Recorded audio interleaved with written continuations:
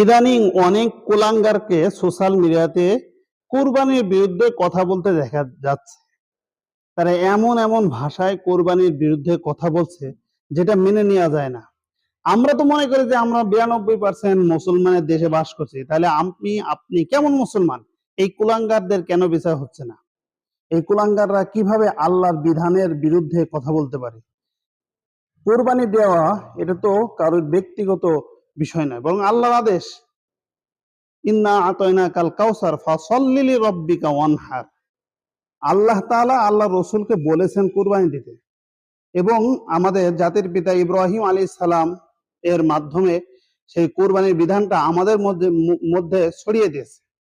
এই আল্লাহর বিধানকে নিয়েও যে সমস্ত কুলাঙ্গাররা আজকে লেখালেখি করছে বা মুসলমান নাম ধারণ করে যারা এই কাজ করছে, তাদের ধিক্কার জানাই এবং কঠিন বিচারের দাবি করছি। ধন্যবাদ।